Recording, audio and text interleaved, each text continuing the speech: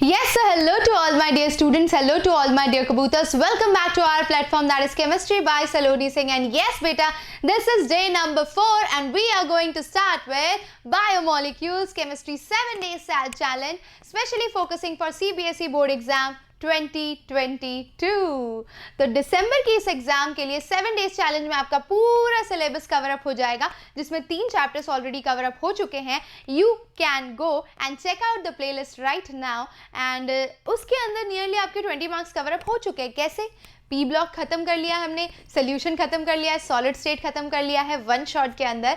तो फिजिकल और inorganic finished. So approximately 20 marks is covered from 35 marks and we are left with next 15 marks. तो चलिए आग लगाते हैं आज के सेशन में बायोमोलिक्यूल्स. बेटा कायदे से ये चैप्टर बहुत ही छुटकू सा है, तो अगर चैप्टर छुटकू सा है तो जरा देख लेते हैं किन मेजर मुद्दों पर हम फोकस करने वाले हैं. Yes, all of you are ready? अगर रेडी है तो hashtag OP in the chat section. बच्चों जल्दी करिए, शुरुआत करते हैं हमारे बायोमोलिक्यूल्स की.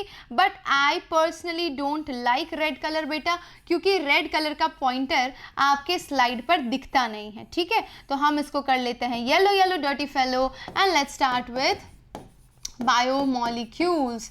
Late me tell you the gist of the chapter. सबसे पहला टॉपिक जो हम करेंगे वो है कार्बोहाइड्रेट्स. करेक्ट. कार्बोहाइड्रेट्स के अंदर भी बेटा हम फोकस करेंगे ग्लूकोज को एंड फ्रक्टोज को, और उससे पहले हम कार्बोहाइड्रेट्स की क्लासिफिकेशन कर लेंगे और क्लासिफिकेशन के बाद हम ग्लूकोज की प्रिपरेशन देख लेंगे. ग्लूकोज का ओपन चेन स्ट्रक्चर, ग्लूकोज का साइक्लिक स्ट्रक्चर और फ्रक्टोज का लिटिल बिट इंट्रोडक्शन. पॉलीसैकेराइड्स बेटा पूरी तरह से डिलीटेड है, जिसमें अमाइलोज, अमाइलोपैक्टीन, कार्बोहाइड्रेट के अंदर पॉलीसैकेराइड्स में स्टार्च एंड सेल्यूलोज दिया है, वो नहीं आने वाला है आपके टर्म 1 एग्जामिनेशन के लिए. ठीक है, दूसरा टॉपिक जो हम फोकस करने वाले हैं बेटा वो है आपका प्रोटीन. प्रोटीन के अंदर हम प्रोटीन का क्लासिफिकेशन करेंगे. अल्फा प्रोटीन्स क्या होती हैं, अल्फा अमीनो एसिड्स क्या होते हैं, पॉलीपेप्टाइड लिंकेज क्या होती है, प्रोटीन का क्लासिफिकेशन क्या होता है, उनका स्ट्रक्चर क्या होता है, and denaturation of protein. Classification, structure and denaturation of protein, which we are going to focus. Next is last topic is बेटा टॉपिक नंबर 3, जिसके अंदर हम स्टडी करेंगे न्यूक्लिक एसिड, जो कि है आपका डीएनए एंड आरएनए. खत्म. ये हमारे मेजर मुद्दे होंगे. ठीक है, यानी कि बेटा अप्रॉक्सीमेटली 3 to 4 मार्क्स आपके इस पर्टिकुलर चैप्टर से आएंगे. हर टॉपिक से अज्यूम कर लो कि 1 मार्क का क्वेश्चन एमसीक्यू में होगा ही, तो हम उस हिसाब से इसको प्रिपेयर करते हैं. चलिए पहले शुरुआत करते हैं बेसिक इंट्रोडक्शन से बेटा कि कार्बोहाइड्रेट किसे कहा जाता है. तो व्हाट इज कार्बोहाइड्रेट बेटा? Basically carbohydrates are polyhydroxy aldehydes या फिर ketones. Carbohydrates are polyhydroxy aldehyde या फिर कीटोन. करेक्ट. जनरल फॉर्मूला क्या होगा बेटा? जनरल फॉर्मूला वैसे हर केस में यूज नहीं होता है, इसीलिए जनरल फॉर्मूला है. Okay, CnH2O n times. Correct. अच्छा, अब आप बोलोगे मैम ये मिलता कहाँ है? तो एनिमल सेल के अंदर बेटा आपके पास लिवर है. लिवर के अंदर कार्बोहाइड्रेट बेटा ग्लाइकोजन के फॉर्म में स्टोर होके रहता है. वैसे ही अगर आप प्लांट सेल की बात करते हैं तो उनकी बॉडी के अंदर लीव्स के अंदर बेटा स्टार्च के फॉर्म में स्टोर होके रहता है. एंड बेसिकली कार्बोहाइड्रेट्स क्या प्रोवाइड करते हैं? एनर्जी. यानी बेसिकली ये सेल्स के लिए फ्यूल की तरह एक्ट करते हैं. ठीक है, cell fuel. Correct. Instant energy के सोर्सेज होते हैं carbohydrates. Getting it? Yes. One more important point, most of the carbohydrates are बेटा पॉलीफंक्शनल, यानी एक से ज़्यादा फंक्शनल ग्रुप प्रेजेंट होते हैं. Most commonly OH, CHO and CO group. All these functional groups are present. अगर aldehyde ग्रुप प्रेजेंट होता है तो मोस्टली आप कार्बोहाइड्रेट को अल्डोस कहते हैं, और कीटोनिक ग्रुप प्रेजेंट होता है बेटा तो कीटोस कहते हैं। एंड अगर 1 से ज़्यादा OH ग्रुप प्रेजेंट हो तो हम उसे पॉलीहाइड्रोक्सी कहते हैं। पॉलीहाइड्रोक्सी अल्डिहाइड या कीटोन को ही कार्बोहाइड्रेट कहते हैं। क्लियर है? ओके। बेस्ट एग्जाम्पल है glucose, sucrose, fructose, all these are examples of carbohydrates. Okay, चलिए तो आगे बढ़ते हैं बच्चों। जब आप कार्बोहाइड्रेट की बात ही कर रहे हैं तो हम कर लेते हैं इसका क्लासिफिकेशन। करेक्ट बेटा? क्लासिफिकेशन अगर कर रहे हो कार्बोहाइड्रेट का तो टेस्ट के बेसिस पे बेटा ये शुगर हो सकता है या फिर नॉन शुगर हो सकता है। वैसे ये इतना इम्पॉर्टेंट नहीं है, फटाफट से कर लेते हैं। शुगर होगा तो स्वीट होगा टेस्ट में, और नॉन शुगर होगा तो बेटा टेस्टलेस होगा। करेक्ट? अगर शुगर है तो बेटा वाटर के अंदर सॉल्युबल है, H2O सॉल्युबल होगा। ठीक है, ये इनसॉल्युबल होगा, इनसॉल्युबल इन H2O। करेक्ट? उसके अलावा ये क्रिस्टलाइन होता है स्ट्रक्चर में। ठीक है, ये आपका नॉन क्रिस्टलाइन होगा। अमेजिंग। चलिए अब बेस्ड ऑन हाइड्रोलिसिस, जो कि हमारा इंपॉर्टेंट मुद्दा है, बेस्ड ऑन हाइड्रोलिसिस, आप हाइड्रोलिसिस के बेसिस पर कार्बोहाइड्रेट्स को बेटा कितनी कैटेगरी में क्लासिफाई करोगे? ठीक है, तो पहले मैं आ जाती हूँ मोनोसैकेराइड्स पे। मोनोसैकेराइड्स क्या होते हैं बेटा? जब भी आपका कोई भी कार्बोहाइड्रेट हाइड्रोलाइज होता है और वो अगर सिंगल प्रोडक्ट जनरेट करता है तो हम उस सिंगल प्रोडक्ट को मोनोसैकेराइड कहते हैं। कहने का मतलब जो कार्बोहाइड्रेट फर्दर हाइड्रोलाइज ना हो सके उसे हम मोनोसैकेराइड कहते हैं, यानी can not be further hydrolysed. Correct? Further हम इसको हाइड्रोलाइज नहीं कर सकते। एग्जाम्पल ले लीजिए, आपका ग्लूकोज हो गया बेटा, फ्रक्टोज हो गया, राइबोज हो गया, all these are your monosaccharides. Clear है? ओके, इनको आप फर्दर हाइड्रोलाइज नहीं कर सकते हैं। ऐसे बेटा 20 नोन मोनोसैकेराइड्स हमें पता हैं, पर सबके सब नहीं जानने हैं आपको। सिर्फ ये नंबर पता होना चाहिए क्योंकि ये NCERT में मेंशन है। अच्छा, नेक्स्ट इज ओलिगोसैकेराइड्स। ओलिगोसैकेराइड्स क्या होते हैं? जो बेटा हाइड्रोलिसिस पे 2 to 10 मोनोसैकेराइड्स जनरेट करें उसे हम ओलिगोसैकेराइड कहते हैं। फाइन। ओलिगोसैकेराइड को फर्दर आप क्लासिफाई कर सकते हैं डाइसैकेराइड्स के अंदर, ठीक है, ट्राइसैकेराइड्स के अंदर एंड पॉलीसैकेराइड्स के अंदर। करेक्ट? अगर मान लीजिए कि आपने हाइड्रोलिसिस किया, हाइड्रोलिसिस करने पर अगर आपको 2 प्रोडक्ट्स मिल रहे हैं हाइड्रोलिसिस पर, on hydrolysis if you are able to generate 2 products then they are known as disaccharides. For example I can take बेटा, एग्जाम्पल ही इम्पॉर्टेंट है मेजरली क्योंकि वही एग्जाम में आएगा। जैसे कि मैंने ले लिया सुक्रोज, तो सुक्रोज हाइड्रोलिसिस पे क्या देगा बेटा? Glucose plus fructose. Correct? I will write more example over here. ये एक हो गया। ऐसे ही मैं डाइसैकेराइड का एक और एग्जाम्पल लिख देती हूँ यहाँ पर। माल्टोज है, हाइड्रोलाइज होने पर बेटा 2 मोल ऑफ ग्लूकोज देगा। अगेन 2 प्रोडक्ट मिले। ठीक है? लैक्टोज, लैक्टोज हाइड्रोलिसिस पे ग्लूकोज एंड गैलेक्टोज देगा, ग्लूकोज प्लस गैलेक्टोज देगा। तो ये सब हो गए आपके डाइसैकेराइड्स। ऐसे ही बेटा ट्राइसैकेराइड्स होते हैं। फॉर एग्जांपल जो हाइड्रोलिसिस करने पर 3 प्रोडक्ट दे। एग्जांपल जो आपके NCERT में दिया है that is raffinose. Correct? Next is polysaccharides, जो 10 से ज़्यादा यानी कि 3 से ज़्यादा प्रोडक्ट दे तो आप पॉलीसैकेराइड अज्यूम कर लो उसको। More than 3, more than 3 products on hydrolysis, and then you can go for several examples. Starch हो गया, cellulose हो गया, ठीक है, all these are examples of polysaccharides. Simple. अच्छा, अब एक और वे है जिसके बेसिस पर आप कार्बोहाइड्रेट्स को क्लासिफाई कर सकते हो, एंड दैट इज, 1 मिनट, पीछे एक और चीज़ बताना भूल गई मैं आपको.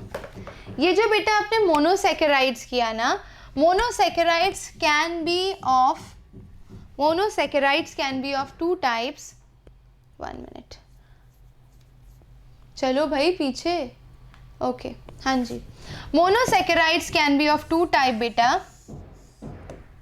कहाँ गए भाई साहब? हाँ, अगर आपके पास अल्डिहाइड एक ग्रुप प्रेजेंट है तो उससे आपने अल्डोज कह दिया, और अगर कीटोन एक ग्रुप प्रेजेंट है तो कीटोज कह दिया, और उसमें आपने एग्जाम्पल ले लिया इसमें ग्लूकोज का और कीटोन में फ्रक्टोज का. Correct?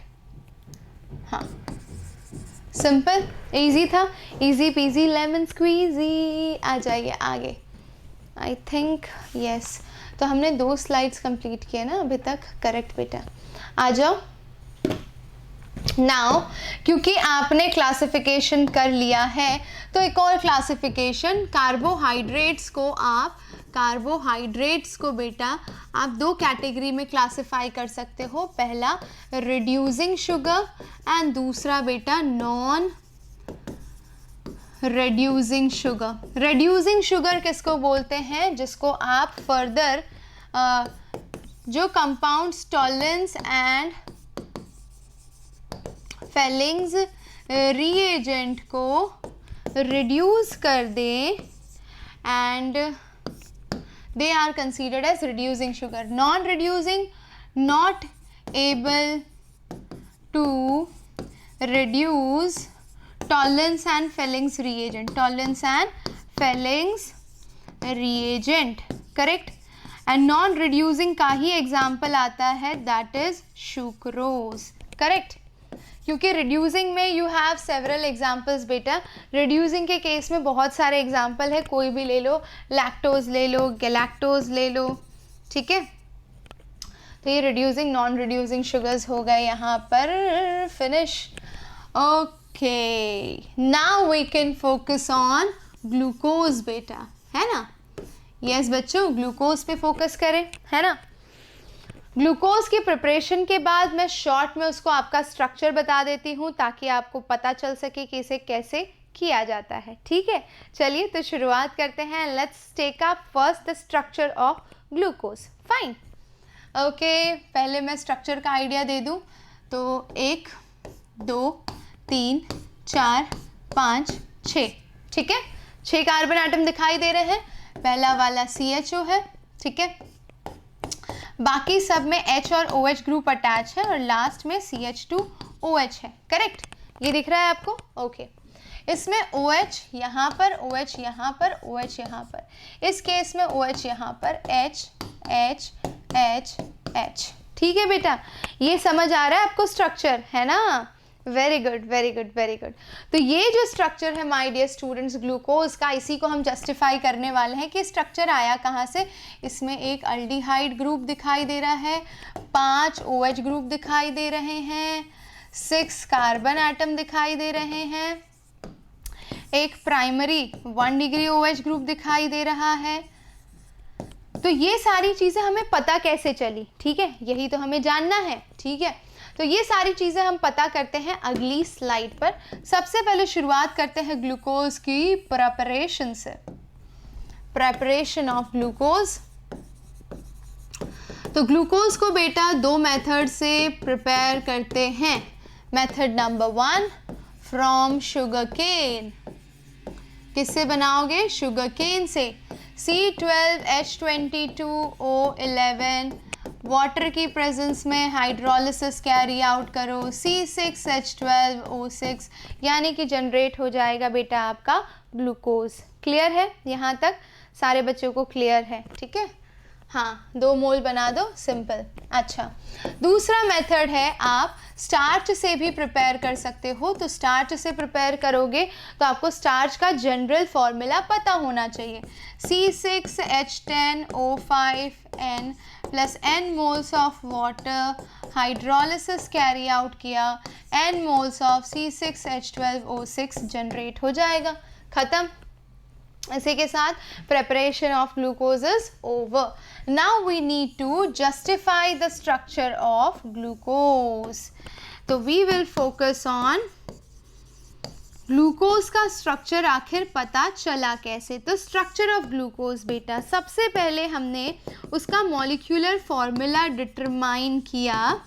And molecular formula determine करने के बहुत सारे मेथड्स हैं नाउअडेज, और स्पेक्ट्रोस्कोपिक मशीन्स होती हैं जिसके अंदर हम ये पता लगा सकते हैं कि कौन से एलिमेंट कितने नंबर में प्रेजेंट हैं। तो वो सारे टेक्निक से हमने पता लगाया। C6H12O6 इसका फॉर्मूला है। फिर हमने सोचा कि अगर इसके पास 6 कार्बन एटम है तो वो किस तरह से अरेंज्ड हैं, और वो जानने के लिए number of carbon atom in glucose structure, ये जानने के लिए हमने ग्लूकोज को क्या किया, C6H12O6 को बेटा HI की प्रेजेंस में प्रोलॉन्ग हीटिंग की, और वो उसने क्या दे दिया, नॉर्मल हेक्सेन। नॉर्मल हेक्सेन देते ही हमें समझ आ गया कि it contain 6 carbon atom in straight chain, in straight chain. खत्म। ओके, तो 2 चीज़ें हमने यहाँ तक अभी क्लियर कर ली हैं। आई होप सारे बच्चों को भी यहाँ तक चीज़ें सब कुछ समझ में आई है। करेक्ट। अब आगे बढ़ते हैं बेटा, थर्ड मुद्दे पर आते हैं। मुझे जानना है presence of carbonyl group, presence of carbonyl group. तो बेटा जो अल्डिहाइड ग्रुप होता है वो हाइड्रोक्सिल अमाइन से और हाइड्रोजन साइनाइड से रिएक्ट करता है। चलिए देखते हैं कैसे। CHO है, CH2OH 4 टाइम्स है, एंड CH2OH है। करेक्ट। अब मैं क्या करने वाली हूँ, इसको ट्रीट करूँगी NH2OH। ये क्या है बेटा, आपका हाइड्रोक्सिल अमाइन। हाइड्रोक्सिल अमाइन से ट्रीट करते वक्त ध्यान रखो कि ये रिएक्शन कैसे होगी। C डबल बॉन्ड और सिंगल बॉन्ड H, ये आपका अल्डिहाइड ग्रुप है, और ये हाइड्रोक्सिल अमाइन है NH2OH।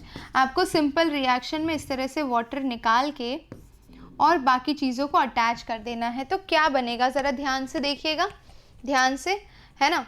तो इसमें CH2OH एज इट इज़ रहने देती हूँ 4 टाइम्स, नीचे CH2OH एज इट इज़ रहने देती हूँ, और ऊपर वाला देखिए तो CH होगा, ये सिंगल बॉन्ड है भाई, हाँ CH होगा, और फिर डबल बॉन्ड NOH। ठीक है, इसको क्या बोलोगे बेटा, इसे कहा जाता है ऑक्साइम। क्या कहा जाता है, ऑक्साइम।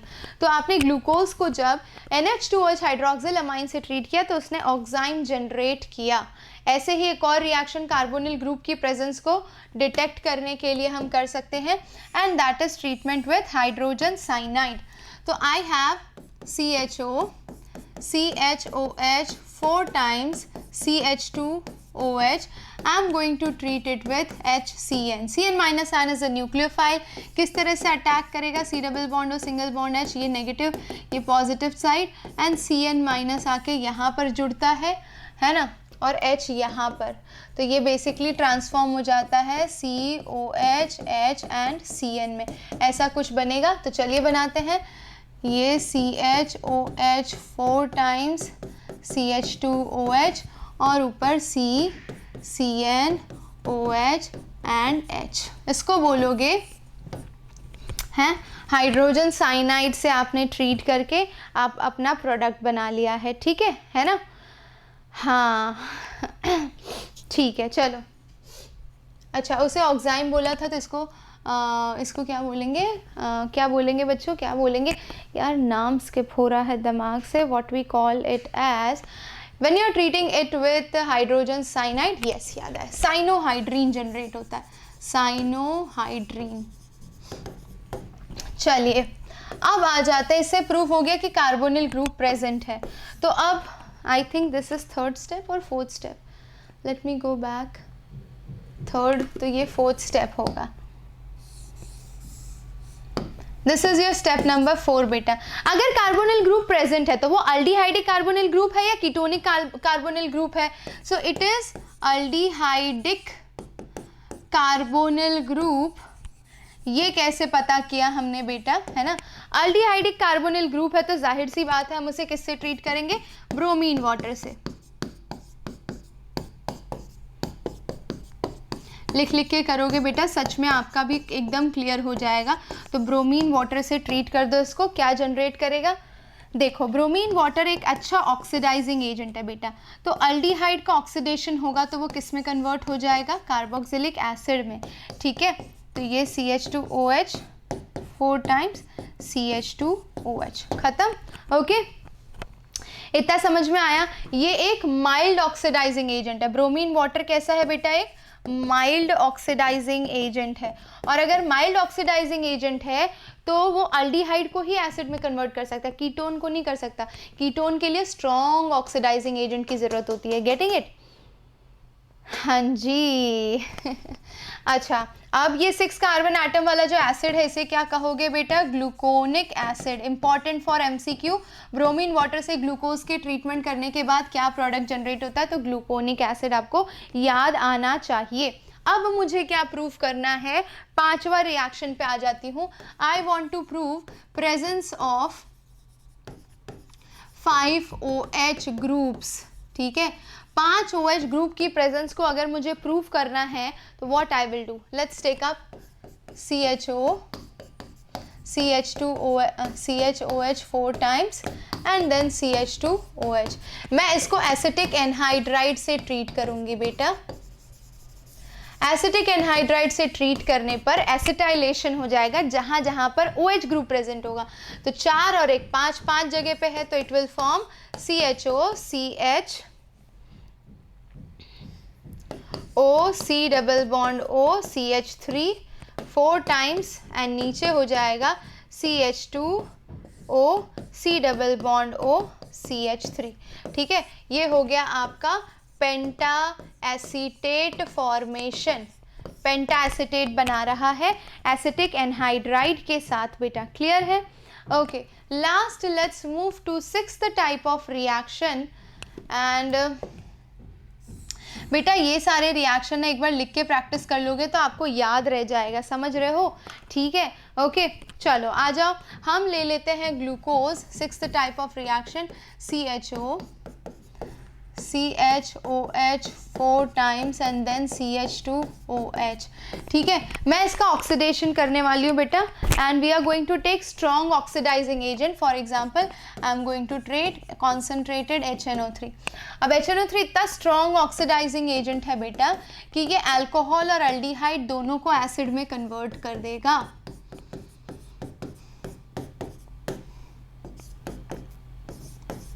Getting it? दोनों को एसिड में कन्वर्ट कर देगा और इसे आप बोलोगे सैकेरिक एसिड। क्या बोलोगे बच्चों? सैकेरिक एसिड। खत्म। अच्छा, क्या मैं सैकेरिक एसिड ग्लूकोनिक एसिड से भी बना सकती हूँ? तो आपका ग्लूकोनिक एसिड क्या था बेटा? याद करो, सिर्फ एक COOH ग्रुप था।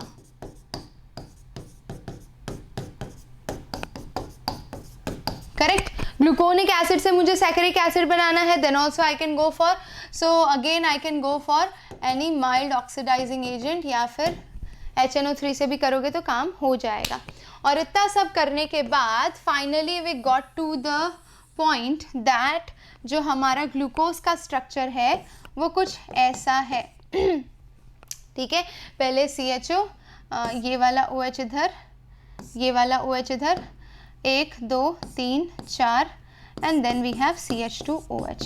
तो ये OH OH OH OH, rest is H। खत्म। ये हो गया आपका फिशर्स प्रोजेक्शन। क्या कहोगे बच्चों इसे?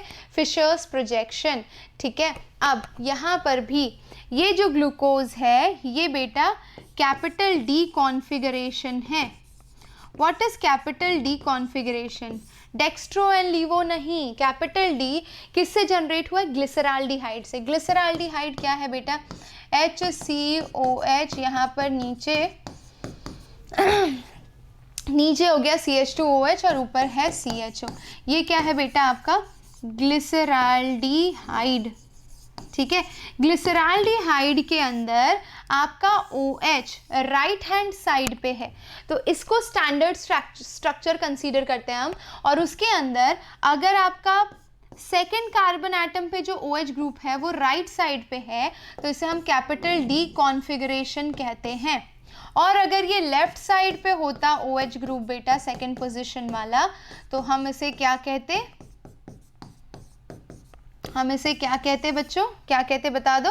कैपिटल L कॉन्फ़िगरेशन, ठीक है। based on comparison with the glyceraldehyde there can be D configuration or it can be L configuration, or you can also mention as D plus and L minus, getting it?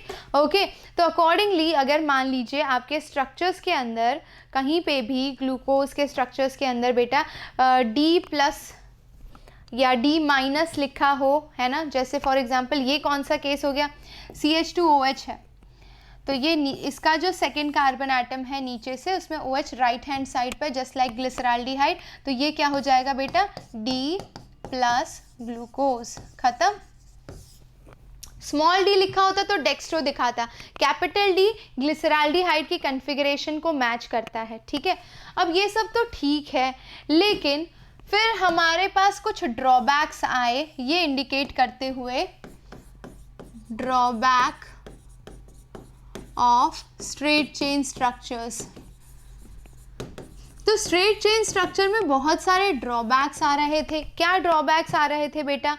हमें पता है कि सबसे पहले इसके पास अल्डिहाइडी group था, किसके पास? Glucose के पास, ठीक है। अल्डिहाइडी ग्रुप प्रेजेंट होते हुए भी aldehydic group of glucose was not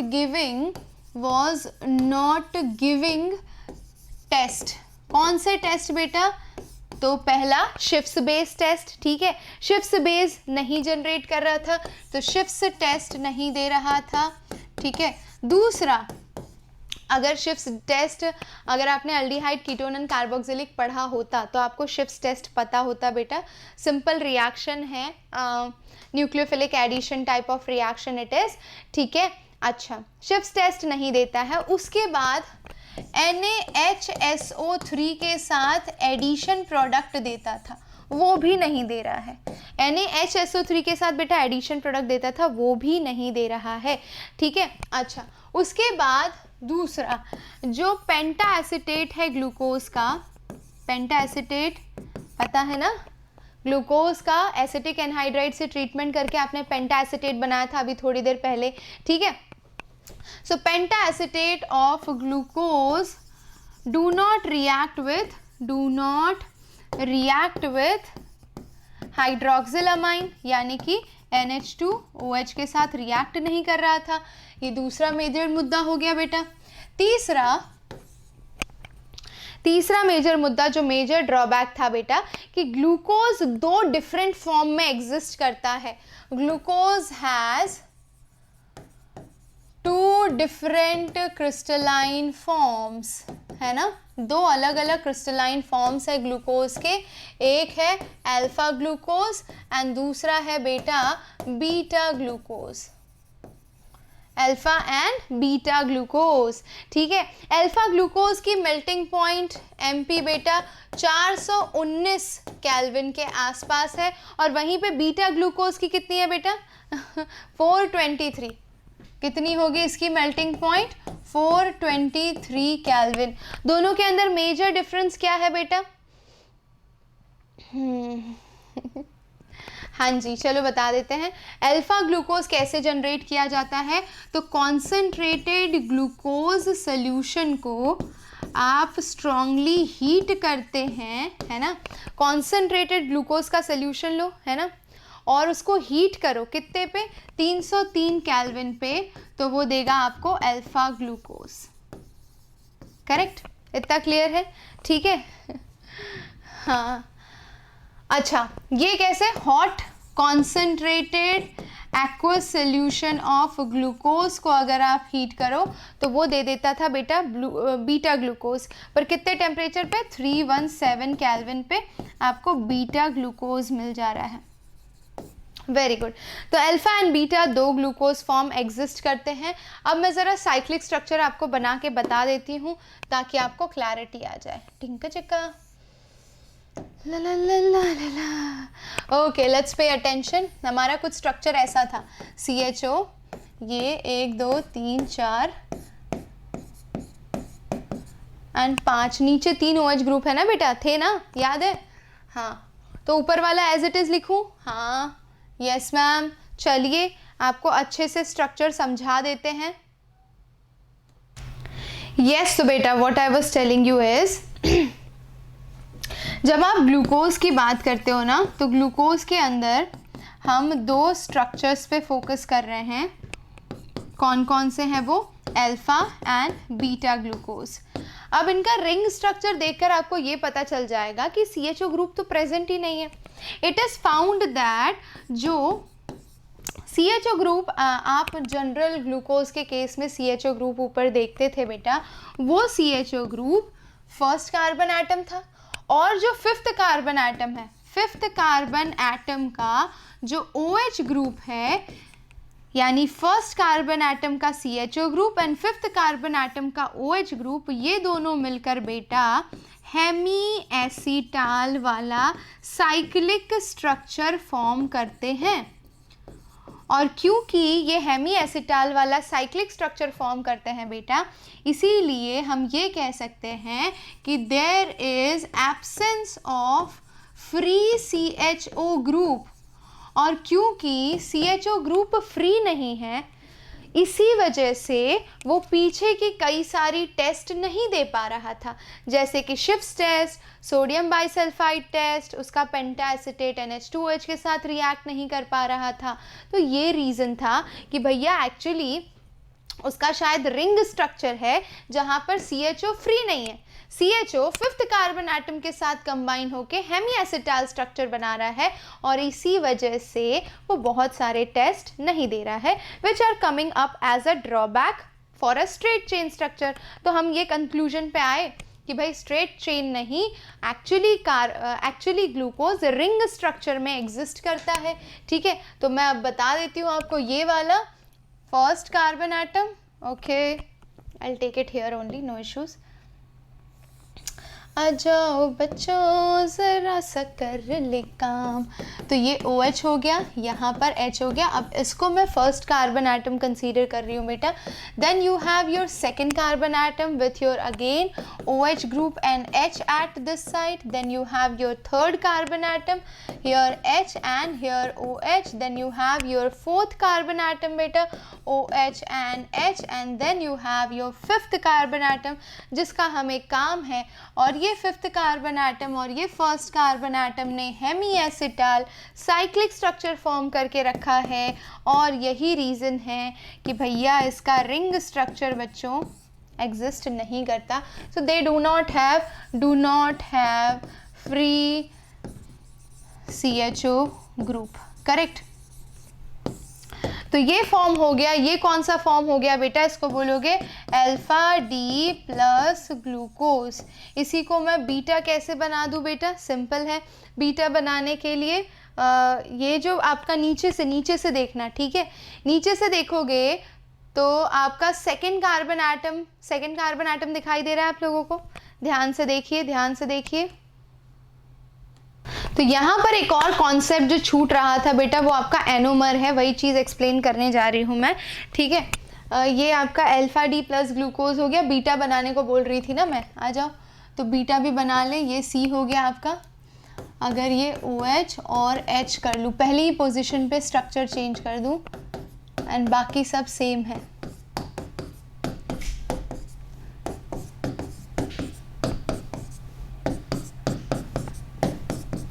ठीक है,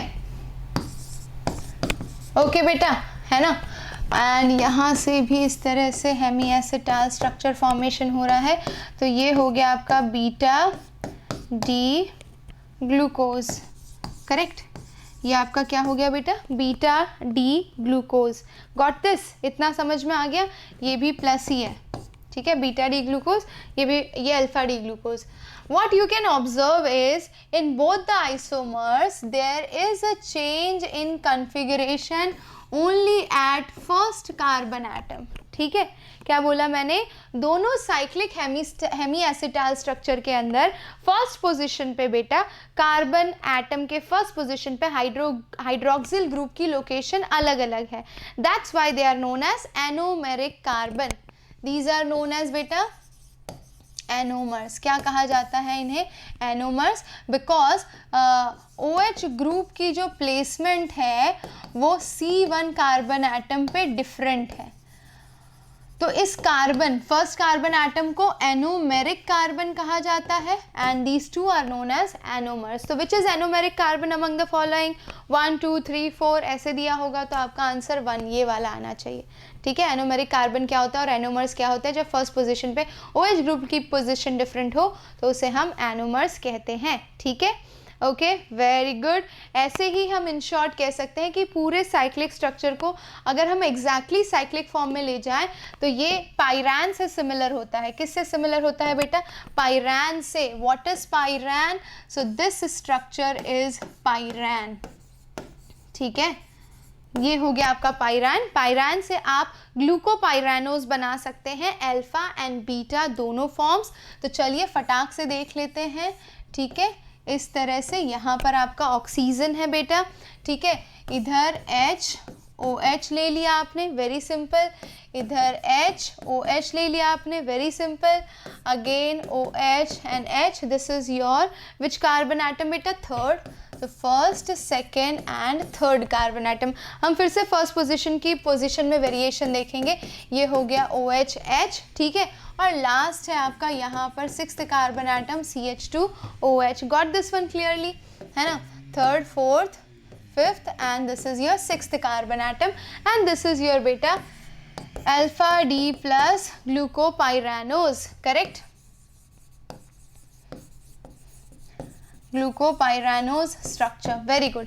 अब इसी को मैं फर्दर बनाती हूँ यहाँ पर 1 2 3 4 5 6 टुडुंग, ठीक है। फर्स्ट पोजीशन पे OH ग्रुप की पोजीशन चेंज कर दो तो now they are what they are known as बेटा anomers and the carbon is known as anomeric carbon, ठीक है। ये बीटा D प्लस ग्लूकोपाइरानोज, खत्म, ओके। चलिए, वेरी सिंपल। अब ऐसे ही बात कर लेते हैं बच्चों फ्रक्टोज की। इतना सारा फ्रक्टोज के अंदर नहीं पढ़ना है, so don't worry about fructose. चलिए देखते हैं। ढिंक चिका ढिंक चिका ढिंक चिका ढिंक चिका रे ए ए ए डे ए ए ए। फ्रक्टोज मेजरली किसके अंदर मिलता है बेटा, फ्रक्टोज के अंदर, है ना, फ्रूट्स के अंदर। फ्रूट का जो शुगर होता है दैट इज फ्रक्टोज। इसका भी जनरल फॉर्मूला C6H12O6 ही है, लेकिन ये कीटो हेक्सोज है, यानी ketone containing functional group with 6 carbon atoms, they are considered as ketohexose. Clear. Structure अगर स्ट्रेट चेन इसका देखने जाऊं तो CH2OH C double bond O, यहाँ पर इसका, क्योंकि आपको पता है कि कार्बोनिल ग्रुप बीच में कहीं पर आता है, and then you can go for 1 2 3 4 5 and last में आपका क्या हो जाएगा CH2OH, correct, like this, correct. अब बीच में आप HOH का प्लेसमेंट कर लीजिए, HOH OH OH H and H। ये आपका फ्रक्टोज का स्ट्रेट चेन स्ट्रक्चर हो गया। अगेन इसके अंदर भी कुछ दिक्कतें आई। Let me tell you, glucose आपका डेक्स्ट्रो रोटेटरी है बेटा और फ्रक्टोज आपका लीवो रोटेटरी कंपाउंड है। Getting it, okay. अगेन इसके अंदर भी दो साइक्लिक फॉर्म एग्जिस्ट करते हैं, alpha and beta, and it is similar to furan. इसका जो साइक्लिक स्ट्रक्चर बनाते हैं बेटा वो किसके जैसा बनाते हैं, फ्यूरान के जैसा, ठीक है। फ्यूरान से सिमिलर है इसका cyclic structure. If you want again we will go for it, है ना। Carbonyl group and OH at C5 carbon atom, OH at C5 carbon atom जैसे उसके अंदर था, एंड वहाँ पे अल्डिहाइड ग्रुप के साथ था, तो यहाँ पर कीटोनिक के साथ रिंग स्ट्रक्चर आपका फॉर्म होता है। मैं कुछ भी नहीं छोड़ रही, जो भी कुछ इम्पॉर्टेंट हो सकता है वो सारी चीज़ें हम कर रहे हैं बेटा। तो वो चीज़ देखिए, आपकी मैम आपको पूरी तरीके से 100% आपके एग्ज़ाम के लिए ट्रेन कर रही है। मुझे नहीं लगता आपको वन शॉट में इतना बेहतरीन तरीके से कोई आपको कॉन्सेप्ट्स देगा। वन शॉट मतलब कई सारे टॉपिक्स आपके स्किप कर दिए जाते हैं। येस और no, am I correct? Yes, okay.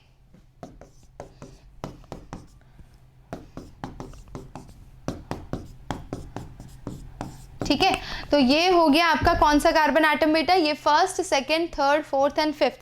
तो ये आपके फिफ्थ कार्बन एटम, और आपका जो कार्बोनिल ग्रुप था सेकंड पोजीशन पे, ये वाला कार्बोनिल ग्रुप वाला था, तो उनके बीच में क्या है, इस तरह से रिंग स्ट्रक्चर फॉर्म हो रहा है। That's all. ठीक है, इसके अंदर भी फिर वही चीज़ें आ जाएंगी, anomeric carbon and all, but that's all. आपको फ्रक्टोज के बारे में इससे ज़्यादा कुछ पढ़ना नहीं है। ठीक है, आगे बढ़ते हैं। माल्टोज है, लैक्टोज है, गैलेक्टोज है, ग्लूकोज, पॉलीसैकेराइड्स है, वो सब आपके सिलेबस से रिड्यूस है। और इम्पॉर्टेंस ऑफ कार्बोहाइड्रेट में आ जाते हैं तो जाहिर सी बात है, it is a building block of matter, it is very important source of energy. चलिए next, let's come to protein. Yes, proteins करते हैं बच्चों। What are proteins? Proteins are building block of your body. Without protein, you can't build muscles in your body. So very important. कहाँ से मिलता है? Milk हो गए, पल्सेस हो गए, ग्रीन लीफी वेजिटेबल, पीनट्स हो गए, फिश हो गया, मीट हो गया, एग हो गया। ठीक है बेटा। अब जब आप बात करते हैं प्रोटीन की, तो इसका सिंपलेस्ट फॉर्म क्या है बेटा? Amino acid. अब अमीनो एसिड आपका अल्फा हो सकता है, बीटा हो सकता है, depending upon what. What is amino acid? Amino acid is basically a compound which is formed by two functional group. Which are those functional group? Specifically उसको alpha क्यों कहा? अगर कार्बन के पास बेटा COOH ग्रुप है और NH2 ग्रुप भी है, and if both the functional groups are attached to same carbon atom, then it is known as alpha amino acid. ठीक है, यहाँ पर कोई भी ग्रुप हो, H हो, R हो, but this is alpha amino acid. जब दोनों functional group same carbon atom से अटैच हो तो हम उसे क्या कहते हैं? Alpha amino acid. क्लियर? अब इसके अंदर बेटा आपका R ग्रुप कोई भी हो सकता है। This R group can be any of them. R can be H। अगर R H होता है तो स्ट्रक्चर क्या बनेगा? RCH COOH और यहाँ पर NH2। ठीक है बेटा, ये कायरल है या नॉन कायरल? तो बेटा ये ए कायरल है, ए कायरल अमीनो एसिड है, और ये सबसे पहला सिंपलेस्ट ए कायरल अमीनो एसिड है जिसे हम ग्लाइसिन कहते हैं। व्हाट इज दिस बेटा? ग्लाइसिन। क्योंकि इसके बाद वाले सारे के सारे कैसे होंगे बच्चों? ऑफ कोर्स कायरल होंगे। ग्लाइसिन के अलावा एक और एग्जांपल देख लेते हैं। अगर R को मैंने CH3 रख दिया तो CH3 COOH एंड NH2 बेटा ये हो गया आपका ग्लाइसिन। Getting it? ओके, तो a chiral alpha amino acid is glycine. Chiral alpha amino acid, simplest chiral alpha amino acid is this is glycine. ये ग्लाइसिन है, ये एलेनिन है। ठीक है बेटा, ये क्या है? एलेनिन है। Simple. Got this one clearly? Very good. चलिए, अब अगर अमीनो एसिड पता चल ही गया है तो हम अमीनो एसिड की क्लासिफिकेशन देख लेते हैं। नेक्स्ट पेज पर आ जाइए।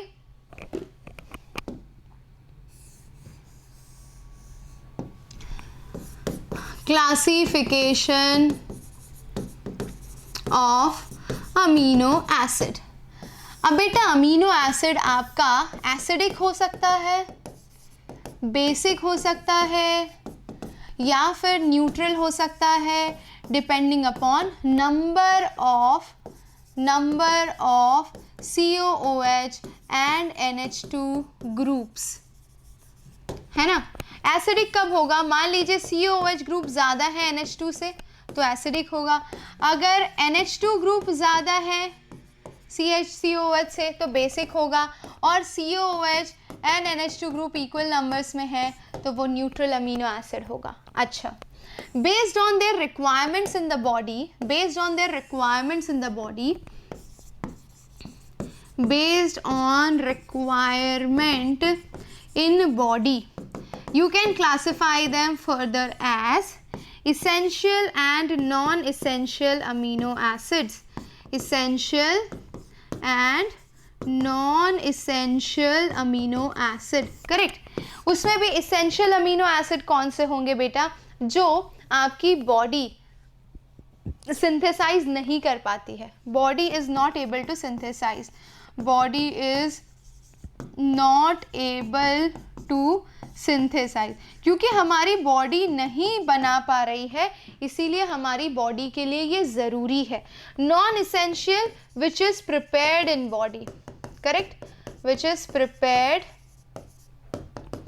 in body, that is known as non-essential amino acids.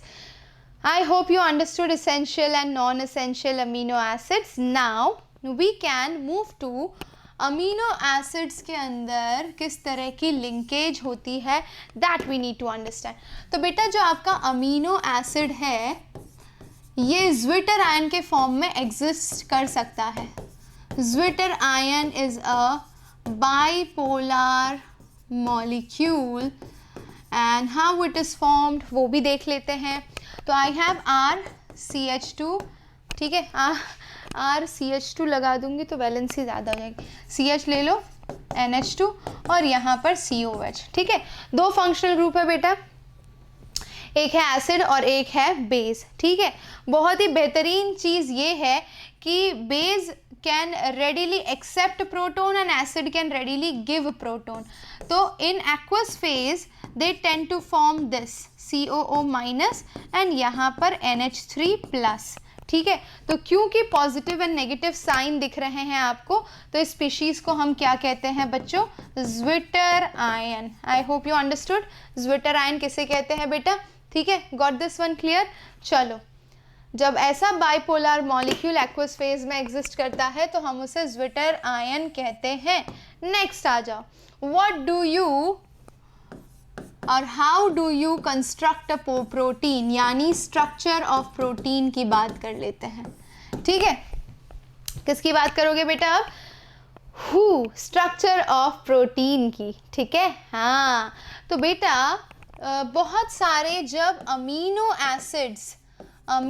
Acids जब लिंक होते हैं तो कौन से लिंकेज से लिंक होते हैं, पॉलीपेप्टाइड लिंकेज होती है उनके बीच में।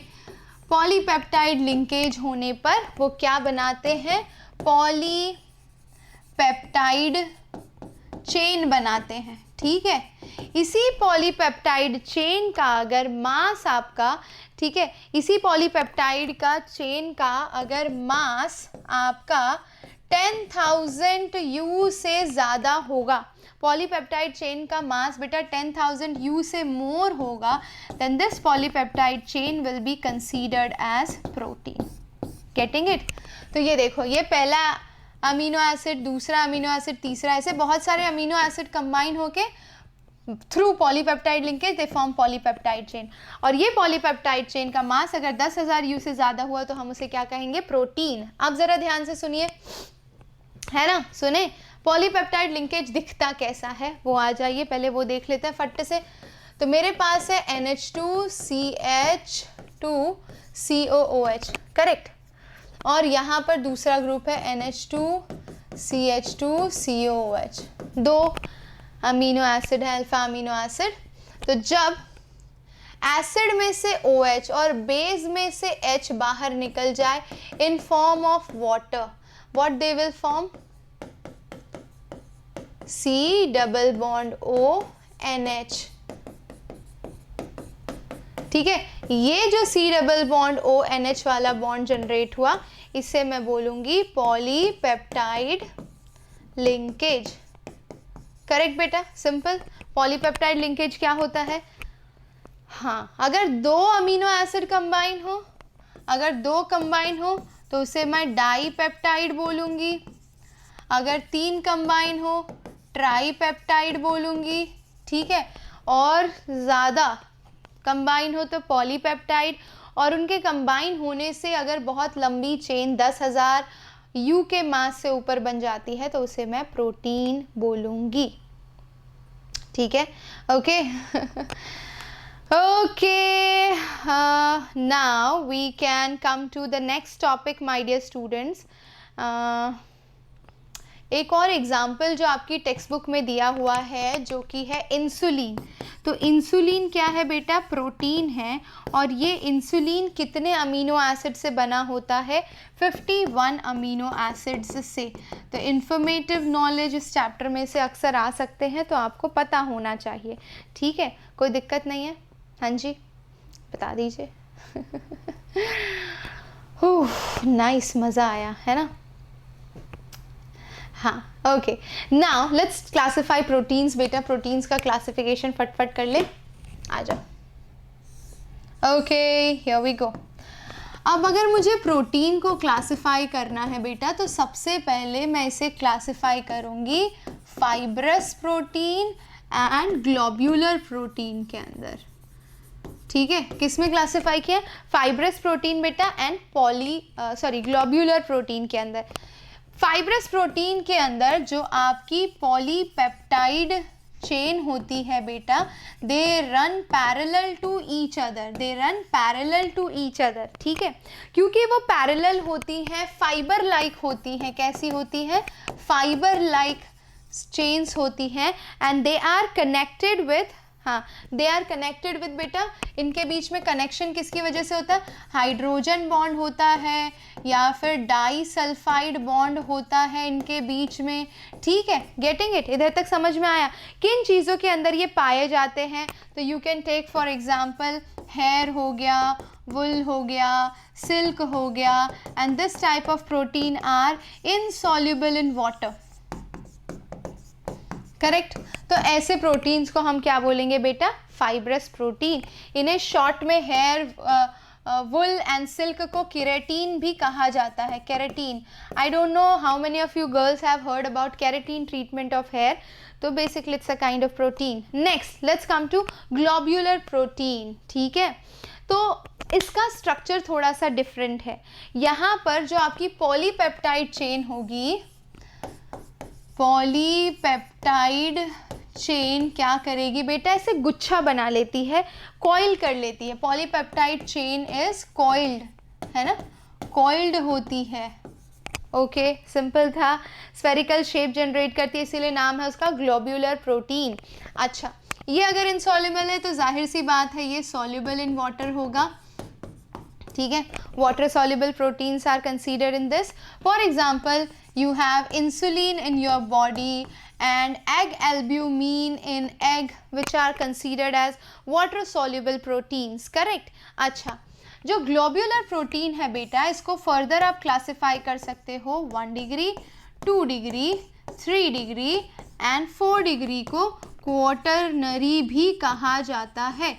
ठीक है, okay, 1 degree, 2 degree, 3 degree and 4 degree. 2 degree को फर्दर आप क्लासिफाई कर सकते हो alpha helix and beta pleated structure के अंदर। करेक्ट? अब जब आप प्राइमरी स्ट्रक्चर की बात करते हो तो इसके अंदर प्राइमरी में there can be more than 1 polypeptide chain. ठीक है, एक से ज़्यादा पॉलीपेप्टाइड चेन हो सकती है प्राइमरी स्ट्रक्चर के अंदर। ठीक है, हर एक पॉलीपेप्टाइड चेन के अंदर कुछ स्पेसिफिक अमीनो एसिड एक सीक्वेंस में अरेंज करके पॉलीपेप्टाइड चेन बनाते हैं बेटा। ठीक है, getting it? So this structure is known as primary structure. कुछ भी हो जाए, आंधी आए, तूफान आए, high temperature, low temperature, high pressure, low pressure, कोई भी कंडीशन अप्लाई कर लो, हाई पीएच, लो पीएच, कभी भी प्रोटीन का प्राइमरी स्ट्रक्चर अफेक्ट नहीं होता, it remains intact. So primary structure is the arrangement of several amino acids in a particular arrangement to form a straight chain polypeptide. Fine. तो primary structure में कोई difficulty नहीं है, यानी primary structure में alpha amino acids ने arrange करके एक चेन बना ली है। ठीक है, अब सेकेंडरी स्ट्रक्चर में मान लो ऐसी 2 चेन है आपके पास। ठीक है, तो ये 2 चेन या 3 चेन या 4 चेन खुद को कैसे अरेंज करेंगी वो देख लेते हैं। तो वो अरेंजमेंट आ जाएगी alpha helix and beta pleated में। चलिए देखते हैं, ठीक है, आ जाइए।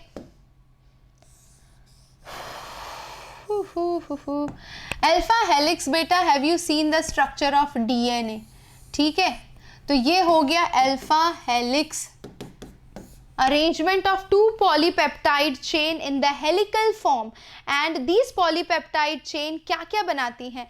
ये राइट हैंड स्क्रू का, जिस तरह से राइट हैंड स्क्रू देखा है, हाँ, स्क्रू के अंदर जो ग्रूव्स होती हैं ऐसी ऐसी, वैसा अरेंजमेंट होता है। तो इसे हम क्या बोलते हैं? राइट हैंड स्क्रू यानी हेलिक्स। एंड यहाँ पर जो बॉन्डिंग होती है इसके बीच में क्या होती है बेटा? हाइड्रोजन बॉन्डिंग होती है पॉलीपेप्टाइड चेन के बीच में, ठीक है। ओके हाँ, हाइड्रोजन बॉन्डिंग किसके बीच में होगी? तो हमारे पास अमीनो एसिड का NH2 ग्रुप है और कार्बोनिल ग्रुप है, इनके बीच में बेटा हाइड्रोजन बॉन्डिंग होती है। तो ये मुद्दे मैं इसलिए लाइन टू लाइन NCERT बता रही हूँ आपको, कुछ भी नहीं छोड़ा है। रीड करोगे ना आपको सब दिखेगा। ये सब अल्फा हेलिक्स में अगर हाइड्रोजन बॉन्डिंग होती भी है तो किसके बीच में होती है? दैट इज़ वेरी इंपॉर्टेंट, ठीक है। हाँ ओके, अब आ जाते हैं बेटा बीटा प्लीटेड स्ट्रक्चर पे। चलिए, अच्छा, आपने प्लेट्स मारे हुए देखे हैं, साड़ी के जैसे प्लेट्स होती है, आपकी मम्मी अगर साड़ी पहनती है तो साड़ी के जैसे प्लेट्स मारते हैं, वैसे बीटा प्लीटेड स्ट्रक्चर होता है, एक के ऊपर एक बेटा ऐसे फोल्ड्स मारे होते हैं। तो ऐसे स्ट्रक्चर को हम क्या कहते हैं बच्चों?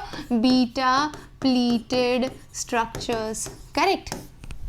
अच्छा, जब आप बीटा प्लीटेड स्ट्रक्चर्स की बात करते हो बेटा, तो again they are stretched out to their maximum extent to drape them in this particular plates, है ना।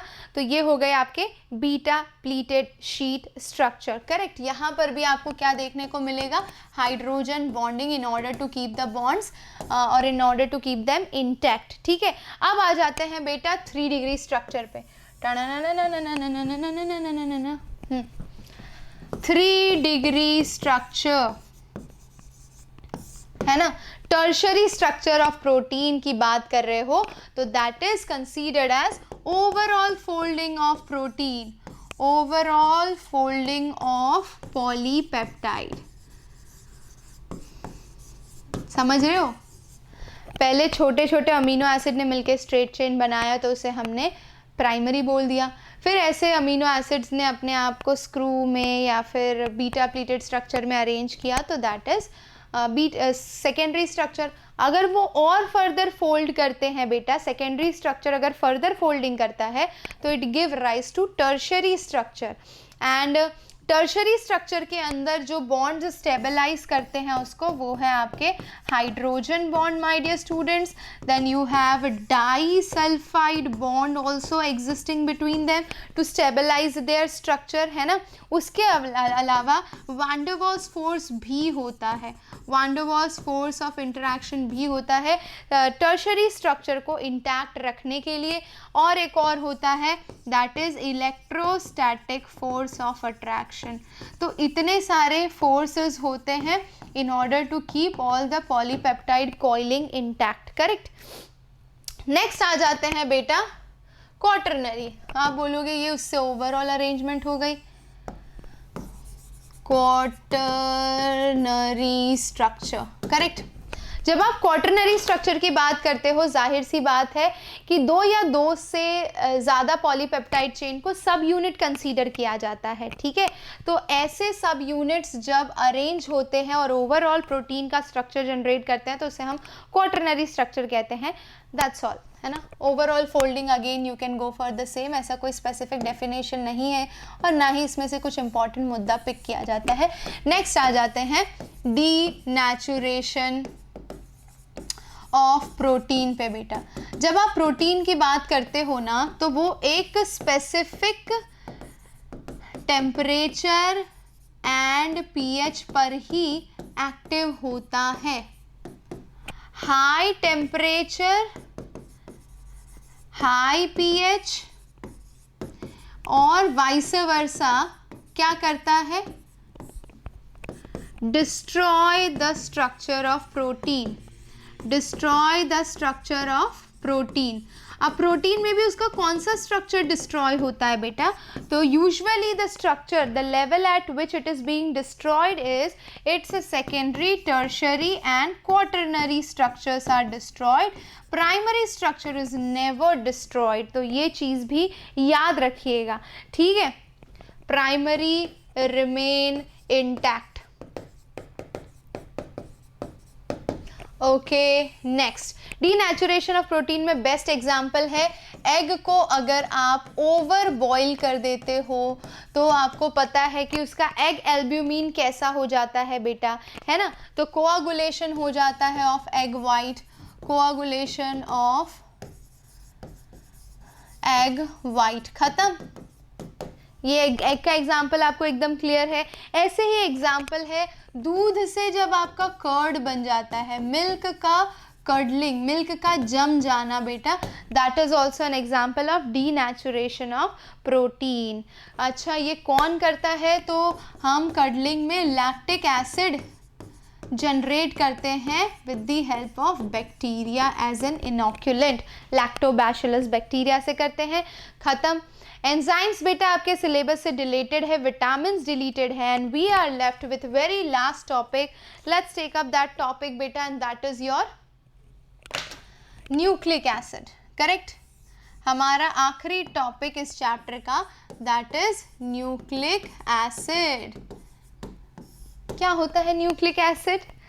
हाँ जी, न्यूक्लिक एसिड बेटा very important component of body, जो आपकी सारी नेसेसरी इंफॉर्मेशन, हेरेडिटरी इंफॉर्मेशन को कैरी आउट करता है। और हमारे पास दो ही तरह के न्यूक्लिक एसिड हैं, एक है डीऑक्सीराइबो न्यूक्लिक एसिड और एक राइबो न्यूक्लिक एसिड। ये कौन सा है? डीऑक्सीराइबो न्यूक्लिक एसिड और ये ribo nucleic acid. Getting it? Deoxyribonucleic acid and ribonucleic acid, correct. अच्छा, अब जब हम इनके डिटेल में घुसने की कोशिश करते हैं बेटा, तो दोनों के अंदर कुछ बेसिक कंपोनेंट्स होते हैं और हम पहले पढ़ लेते हैं न्यूक्लिक एसिड के अंदर क्या क्या होता है। वैसे बायो वाले बच्चे all of them are aware of it, है ना। यूजुअली कोई भी न्यूक्लिक एसिड के अंदर बेटा 3 कंपोनेंट मेन होते हैं। कौन कौन से हैं वो 3 कंपोनेंट? एक होगा पेंटोज शुगर, है ना, एक होगा पेंटोज शुगर, पेंटोज शुगर होगा नाइट्रोजनस बेस, और एक होता है phosphoric acid, correct, phosphoric acid. इन 3 चीज़ों से बेटा आपका न्यूक्लिक एसिड बनता है, गेटिंग इट।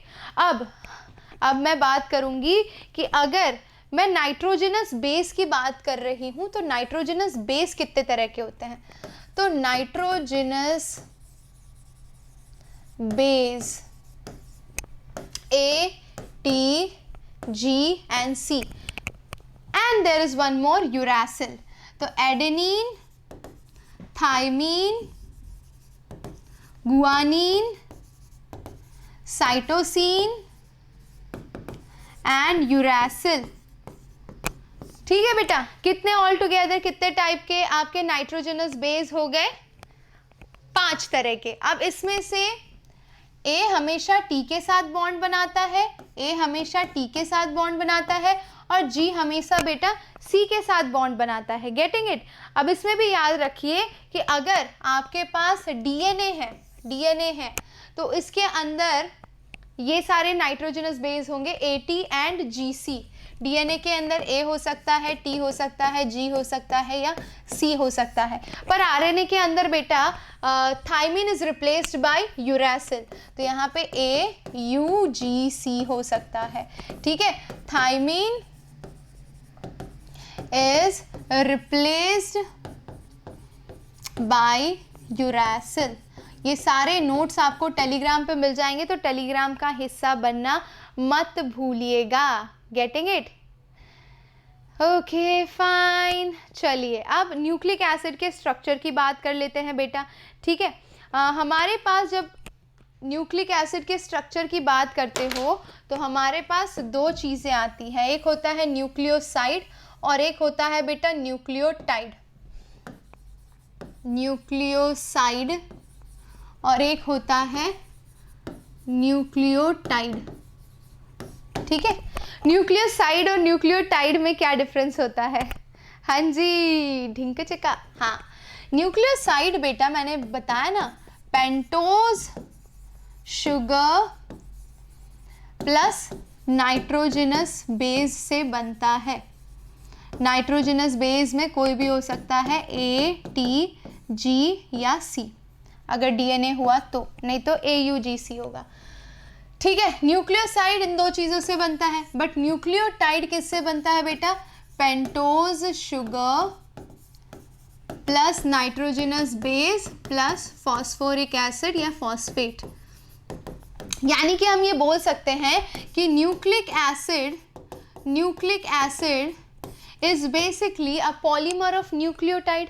न्यूक्लियोटाइड की लंबी चेन होगी जिसमें पेंटोज शुगर, नाइट्रोजनस बेस और फॉस्फेट होंगे, तो इन तीनों यूनिट को साथ में न्यूक्लियोटाइड कहा जाता है। और बहुत सारे ऐसे न्यूक्लियोटाइड कंबाइन होके क्या बनाते हैं आपका? डीएनए या फिर आरएनए। ठीक है, अगर फॉस्फेट एब्सेंट है तो हम उसे क्या बोलेंगे बेटा? न्यूक्लियोसाइड बोलेंगे।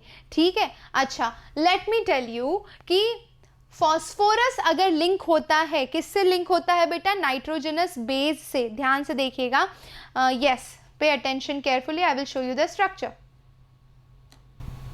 यस, तो बेटा ध्यान दीजिएगा, ये क्या हो गया आपका? Pentose sugar, 5 carbon atom containing sugar, so it has 1 2 3 4 and 5 carbon atoms. तो ये हो गया pentose sugar plus nitrogenous base. तो इसके फर्स्ट पोजीशन पे बेटा क्या अटैच है? Nitrogenous base. सिर्फ इतने स्ट्रक्चर को हमने क्या बोला? न्यूक्लियोसाइड बोला। अब इस न्यूक्लियोसाइड के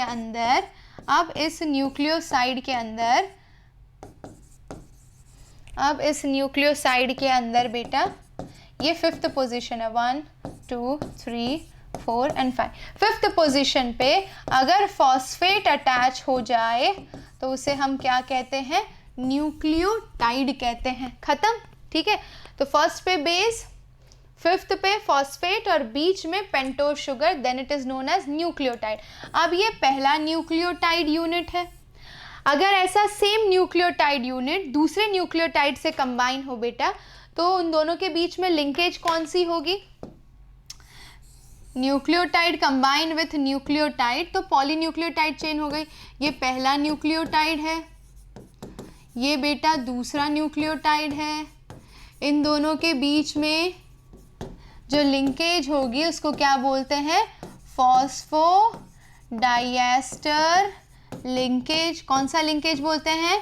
फॉस्फोडाइएस्टर लिंकेज। याद रखोगे? सारे बच्चों को याद रहेगा? वेरी गुड बेटा। फॉस्फोडाइएस्टर लिंकेज यूजुअली कैसे लिंक्ड होता है? तो पहले न्यूक्लियोटाइड के थर्ड कार्बन एटम का लिंकेज बेटा दूसरे न्यूक्लियोटाइड के फिफ्थ कार्बन एटम से होता है। पहले का थर्ड और दूसरे का fifth, that forms phosphodiester linkage, that's all. तो ये डाई न्यूक्लियोटाइड हो गया, 3 कंबाइन हुए तो ट्राई न्यूक्लियोटाइड, 4 हुए तो टेट्रा, एंड देन पॉलीन्यूक्लियोटाइड। तो पॉलीन्यूक्लियोटाइड चेन क्या बनाता है? पॉलीन्यूक्लियोटाइड क्या बनाता है बेटा? न्यूक्लिक एसिड बनाता है, and that nucleic acid is either DNA और RNA which carries your hereditary information. अब आरएनए भी बेटा कितने तरह के होते हैं? तो ribosomal RNA, transfer RNA and messenger RNA. Ribosomal RNA को शॉर्ट में आरआरएनए, ट्रांसफर आरएनए को बेटा क्या लिखोगे? टीआरएनए। ठीक है, और मैसेंजर आरएनए को एमआरएनए कहा जाता है। ठीक है, क्लियर है? तो ये 3 types of RNAs are possible. ठीक है, और उन तीनों के अलग अलग फंक्शंस होते हैं। So that's all. डीएनए क्या करता है बेटा? आपकी सारी हेरिडिटरियल इन्फॉर्मेशन को कैरी करता है। जेनेटिक इन्फॉर्मेशन रिजर्व कंसीडर किया जाता है, आपकी आइडेंटिटी को मेंटेन करने में हेल्प करता है। सेल डिवीजन कैरी ऑन करने में हेल्प करता है, डॉटर सेल्स के अंदर कैरेक्टर ट्रांसमिट करने में हेल्प करता है, ठीक है। तो बेसिकली आरएनए प्रोटीन सिंथेसाइज करता है और उस प्रोटीन के बेसिस पे डीएनए के अंदर क्या होता है, ट्रांसक्रिप्शन होता है, ट्रांसलेशन होता है और इस तरह से डीएनए फर्दर रेप्लिकेशन करता है और चीज़ें प्रोसीड करती है। लास्ट टॉपिक है बेटा आपका हार्मोन्स, जो कि डिलीटेड है। So with this we finish biomolecules in one shot without leaving a single line of NCERT. So trust me, this method of learning is so effective and the one shots are really very effective. I am guaranteeing you कि ये one shot देखने के बाद आप maximum questions सारे के सारे solve कर लोगे। तो ये नोट्स टेलीग्राम से डाउनलोड कर लेना बेटा, टेलीग्राम पे मैं शेयर कर दूंगी। एंड प्लीज़ मेक श्योर कि बेटा ज़्यादा से ज़्यादा बच्चों तक ये पर्टिकुलर सीरीज़ को पहुंचाओ। 7 days चैलेंज, अपने फ्रेंड्स को चैलेंज करो and try to finish them off as soon as possible. On that positive note बेटा, सेशन को लाइक तो कर दिया है ना? Thank you so much. मिलते हैं नेक्स्ट क्लास में। Till then take care, love you all, bye bye.